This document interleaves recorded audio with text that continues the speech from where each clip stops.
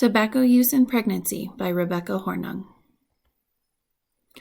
According to the FDA, tobacco use is the single largest preventable cause of disease and death in the United States. Various types of tobacco include cigarettes, cigars, dissolvable products, electronic cigarettes, chew, and water pipes. Cigarettes are filtered and are the basic form of tobacco that many people use on a daily basis. Cigars are unfiltered and come in varying sizes. Depending on the size, a cigar can have as much as 10 times the amount of nicotine in it compared to a cigarette. Dissolvable products include lozenges, strips, or sticks that are smokeless and have no cleanup. Electronic cigarettes convert a liquid into smoke that is inhaled by the user.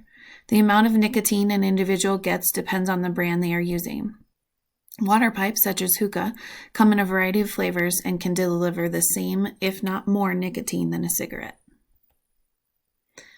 Epidemiological factors prevalence. According to the CDC in 2016, 1 in 14 women, or 7.2% of pregnant women who gave birth, smoked during the pregnancy. The age group most likely to smoke during pregnancy was those aged 20 to 24.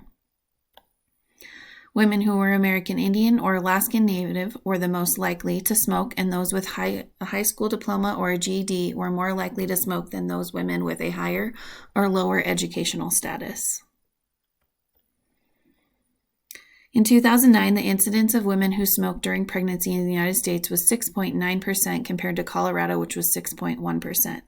Both of these rates have decreased over the years from 2016, which was an incidence rate of 8.4% for the United States and 6.7% for Colorado.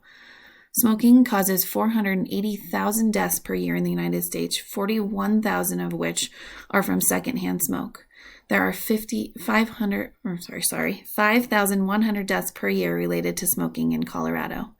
Those who smoke have an increased risk of cardiovascular disease, cancer such as lung and mouth cancer, pulmonary disease, and infections, as well as having a hard time healing from the infection, diabetes, bone loss, and gum disease. Maternal risk factors with continued smoking include abnormal bleeding during the pregnancy and at the delivery, increased risk for a miscarriage, and increased risk for an ectopic pregnancy. Smoking decreases the fertility of women and can delay conception times. Smoking also increases the risk of lung cancer, hypertension, and asthma in the mother. Perinatal risks with continued smoking include spontaneous abortion or miscarriage, placental abruption, placenta previa, preterm birth, fetal growth restriction, and low birth weight. Fetal risks for continued smoking in pregnancy include cleft lip and/or cleft palate, musculoskeletal defects such as clubfoot or craniosynostosis, gastrointestinal defects such as gastrochesis or hernia, asthma, middle ear infections, neurological developmental deficits, sudden infant death syndrome or SIDS, reduced head circumference, altered brainstem development, cognitive, emotional, and behavioral problems, altered lung structure, and cerebral palsy. Subjective data for women who are more likely to smoke during pregnancy tend to have lower income, have a partner or a family member who smokes, have multiple children they are responsible for, are heavy smokers prior to the pregnancy, making it more difficult to quit, are aged 20 to 24, and are insured under Medicaid. Objective data to look for are an individual that smells like smoke, has persistent cough, has stains on the nails and fingers, has stains on the teeth, has an increased or irregular heart rate, and an increased blood pressure. A couple of differential diagnoses that could account for the symptoms are exposure to secondhand smoke. Persistent cough could be due to allergies or a cold.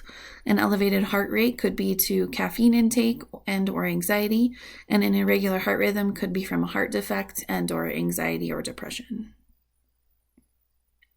Ideally, a woman should discontinue smoking prior to becoming pregnant in order to have the best chance at a healthy pregnancy and baby.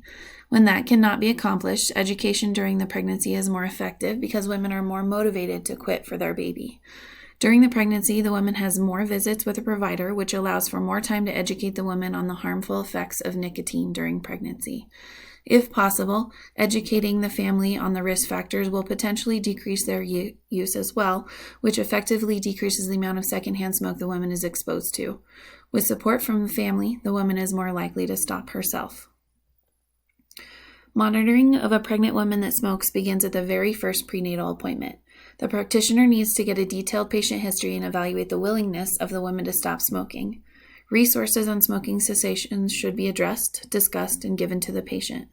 The woman should be reevaluated at every prenatal appointment to discuss how cessation is going and if the resources are helping. The benefits of cessation and the harms of continued smoking should be reiterated at each visit. The practitioner should acknowledge the progress the woman has made and continue to motivate her throughout the pregnancy. References: